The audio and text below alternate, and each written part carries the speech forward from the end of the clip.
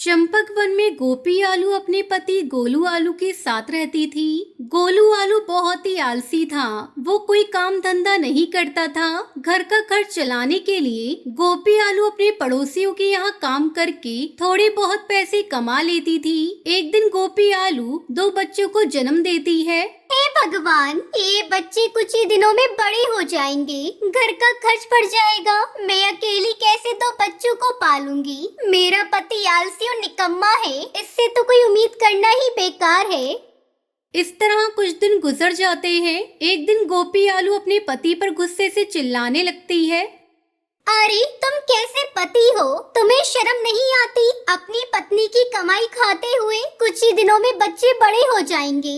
मेरा नहीं तो कम से कम बच्चों के तो सोचो। क्या तुम नहीं चाहते हमारे बच्चे भी दूसरे लोगों के बच्चों की तरह आराम से जिंदगी गुजारें? तुम्हें तो चुल्लू भर पानी में डूबकर मर जाना चाहिए। कम बखत, तू मुझे चैन से सोने भी नहीं देती। जब देखो तब चिक चिक करती रहती है। जा, मैं नहीं कर रहा तेरे बच्चों की देखभाल। अरे मैं तेरे साथ एक पल भी नहीं रहूंगा। मैं ये घर छोड़कर जा रहा हूँ। गोलू आलू हमेशा के लिए वो घर छोड़कर चला जाता है और गोपी आलू से देखती रह जाती है। अच्छा हुआ खुद ही घर छोड़कर चला गया। घर में रहकर भी इससे कोई मदद नहीं होने वाली थी। थोड़े दिन बाद ही बच्चे बड़े हो जाते हैं। गोपी आलू उनका नाम पिंकी और राजू रखती है। मैं अपने बच्चों को वो सभी खुशियाँ दूंगी जिसके मेरे बच्चे हकदार हैं। क्या हुआ अगर इनका बाप नहीं है? मैं माँ और बाप दोनों का प्यार दूंगी। इस तरह 2 महीने गुजर जाते हैं। बच्चे थोड़े बड़े हो जाते हैं। बारिश का भी मौसम शुरू हो जाता है। कई दिनों तक लगातार बारिश होती रहती है। क्या करूं? ये बारिश तो कहर बनकर बरस रही है, रुकने का नाम ही नहीं ले रही है। बारिश के कारण काम पर भी नहीं गई और घर का सारा राशन भी खत्म हो गया। मैं तो भूखी रह लूंगी, लेकिन बच्चों को भूखा कैसे रखूं? तभी उसके पास पिंकी आलू आती है। क्या कर रही हो माँ? मुझे भूख लगी है, जल्दी से मुझे भोजन दो। तो रुक बेटा, थोड़ी देर बाद मैं पड़ोस वाली लाली टमाटरी के यहाँ से भोजन मांग कर लाती हूँ। तब तक तो थोड़ा पानी पी ले। मैं मजबूर हूँ बेटा, इतनी बारिश में मैं बाहर जाऊँ भी तो कैसे? तभी राजू आलू जोर से रोने लगता है। किसी तरह गोपी आलू उस बारिश में अपने घर से बाहर निकलती है। बेटा तू अपने भाई की देखभाल करना, मैं अभी भोजन का इंतजाम करके आती हूँ। गोपी आलू पास वाली लाली टमाटरी के घर जाती है। लाली टमाटरी, अरे ओ लाली टमाटरी, जल्दी बाहर आओ, मेरी मदद करो, मुझे थोड़ा खाना दे दो। मेरे बच्चे भूख से तड़प रहे हैं। इतनी बारिश में मैं तुम्हारी कोई मदद नहीं कर सकती। गोपी आलू तुम यहाँ से चली जाओ। फिर गोपी आलू अपने कद्दू काका के घर जाती है। काका, मेरे बच्चे 2 दिनों से भूखे हैं, दिन भर पानी पीकर रहते हैं। तुम मेरी मदद करो, मुझे खाने को कुछ दे दो जिससे मैं अपने बच्चों का पेट भर सकूं। ये लो गोपी आलू, एक बोरी दाल चावल। इससे तुम्हारा कुछ दिनों तक काम चल जाएगा। अब जल्दी अपने घर जाओ और जाकर अपने बच्चों को भोजन कराओ। आपका बहुत बहुत धन्यवाद कद्दू काका, आपने मेरी इतनी बुरे वक्त में मदद की। गोपी आलू जल्दी जल्दी अनाज लेकर अपने घर आती है और दोनों बच्चों को खाने के लिए खाना देती है। दोनों बच्चे भरपेट भोजन करके सो जाते हैं। कुछ दिनों बाद बारिश रुक जाती है और गोपी आलू फिर से अपने काम पर जाने लगती है। फिर गोपी आलू खुशी खुशी अपने बच्चों के साथ रहने लगती है।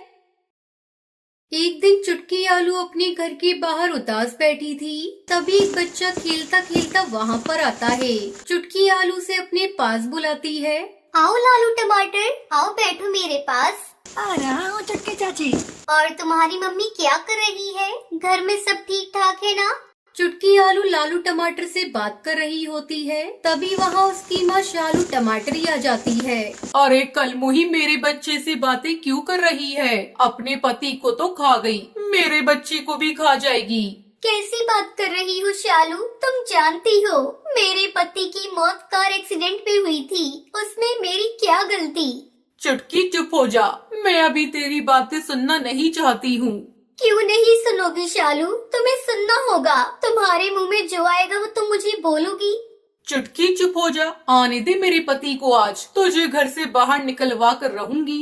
तुम कौन होती हो मुझे खुलवाने वाली। जाओ यहाँ से अपने घर, बकवास मत करो। हाँ हाँ, अभी तो मैं जा रही हूँ, कल तुझे पता चलेगा मैं क्या कर सकती हूँ। अगले दिन शालू मोहल्ले के कुछ लोगों को लेकर वहाँ आती है। सुनो मोहल्ले वालों, ये अपने पति को तो खा गई, अभी हमारे बच्चों को खाना चाहती है। तुम्हें पता है कल इसने मेरे बच्चे को उल्टी सीधी पट्टी पढ़ाई। अब ये धीरे धीरे सब बच्चों को अपने कब्जे में कर लेगी, फिर उन्हें मार देगी। इसलिए हम सबको मिलकर इसे गांव से निकाल देना चाहिए। हाँ शालू, तुम सही कह रही हो, निकालो इसे, इस गांव से निकालो। अरे गोलू भाई, आप लोग मेरे साथ क्या कर रहे हैं? मैं अपनी बच्ची को लेकर कहाँ जाऊंगी? तू कहीं भी जा, अब हम तुझे इस गांव में रहने नहीं देंगे। इस गांव में तेरा कोई काम नहीं। भगवान से डरो तुम लोग, मेरे साथ ऐसा मत करो। मैं अपनी बच्ची को लेकर कहाँ जाऊंगी? माँ क्या हुआ? आंटी हम लोगों को क्यों निकाल रही है? मुझे खुद नहीं पता, ये लोग मुझे किस बात की सजा दे रहे हैं। निकल, जल्दी निकल, हम लोग तुझे इस घर में नहीं रहने देंगे। तेरा बुरा साया हमारे बच्चों पर पड़ रहा है। बेचारी चुटकी अपनी बेटी चिंकी को लेकर वहाँ से चली जाती है। रामू देखो ना, हमारे साथ क्या हो रहा है। मैं अपनी बच्ची को लेकर कहाँ जाऊंगी? इसे क्या खिलाऊंगी? अब चुटकी चलते चलते काफी दूर आ गई थी। चिंकी और उसकी हालत बहुत खराब थी। माँ मुझे बहुत जोरों से भूख लग रही है। बेटा मैं क्या करूं? कहाँ से लाऊं? मैं भी तो मजबूर हूँ ना। चल तो रुक, मैं अभी किसी के घर से खाना मांग कर लाती हूँ। चुटकी घर का दरवाजा खटखटाती है। कोई है? कुछ खाने को दे दो ना, मेरी बच्ची भूखी है। तभी उस घर से जगन्नाथ कद्दू बाहर आता है। क्या है जी, क्या बात है? भैया कुछ खाने के लिए दे दो, मेरी बच्ची सुबह से भूखी है। तुझे पूरे गांव में सिर्फ मेरा ही घर मिला था। जा, मैं तुझे कुछ नहीं देता। जा, हैं? जाकर कुछ काम कर। भैया मेरी बच्ची बहुत भूखी है, मैं आपके पैर पड़ती हूँ। चल हट, मेरे पैर मत पकड़, भाग यहाँ से। बेचारी चुटकी रोती बिलखती हुई घर घर में खाने की भीख मांगती है, लेकिन कोई भी उसकी मदद नहीं करता है। सब उसे भगा देते हैं। भूखी बिलखती हुई चुटकी अपनी किस्मत को कोसते हुए एक पेड़ के नीचे बैठ जाती है। क्या करूं भगवान, आपने मुझे कैसी फूटी किस्मत दी है। लगता है सारे दुनिया के सारे दुख आपने मुझे ही दे दिए। मैं कैसी अभागी माँ हूँ जो अपनी बच्ची को खाना भी नहीं खिला पा रही हूँ। तभी चुटकी गांव की टिल्लू मिर्च को देखती है। टिल्लू तुम तो मुझ पर रहम करो, कुछ खाने के लिए दे दो। हाँ चुटकी, तेरा दुख मुझसे देखा नहीं गया, इसलिए मैं तुझे लेने के लिए आ गया। मेरा भी कोई नहीं है, मैं तुम्हें अपनी बहन बनाकर रखूंगा। भगवान ने चुटकी की सुन ली थी। अब वो अपनी बेटी चिंकी के साथ खुशी खुशी रहती है। तो ये थी आज की कहानी।